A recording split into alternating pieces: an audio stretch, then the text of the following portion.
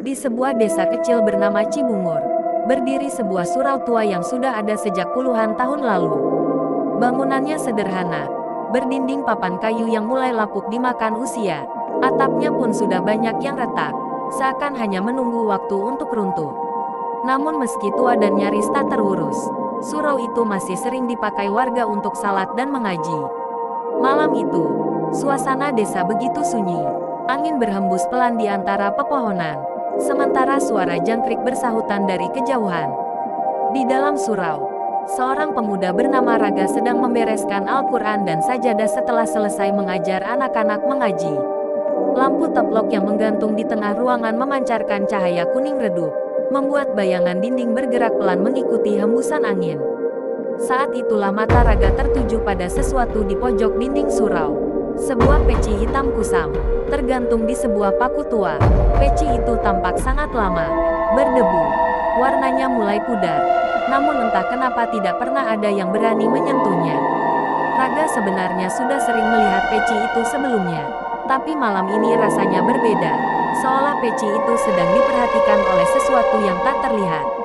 Beberapa hari sebelumnya, temannya Ilham sempat bertanya tentang peci itu. "Ga, itu peci siapa?" tanya Ilham waktu itu. Raga menjawab santai, meskipun sebenarnya ia juga tidak begitu yakin. Kata orang kampung, itu peci milik Kiai Sarwan. Kiai Sarwan adalah ulama yang dulu mengajar mengaji di surau itu. Namun ia telah meninggal bertahun-tahun lalu. Menurut cerita orang-orang tua di desa, Kiai Sarwan meninggal secara tragis, tepat di dalam surau itu. Sejak saat itu, peci miliknya dibiarkan tetap tergantung di tempat yang sama. Tak ada yang berani memakainya.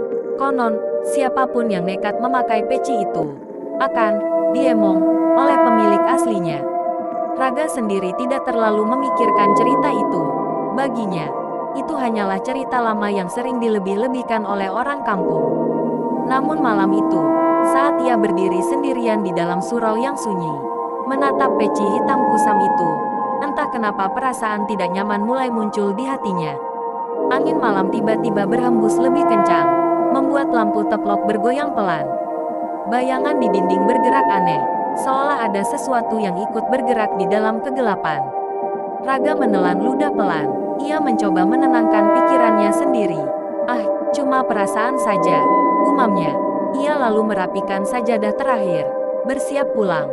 Namun tanpa ia sadari, malam itu hanyalah awal dari sesuatu yang jauh lebih menyeramkan. Karena beberapa hari lagi, hujan besar akan turun di desa Cibungur. Dan di malam itulah, Raga akan membuat keputusan yang seharusnya tidak pernah ia lakukan. Memakai peci keramat itu.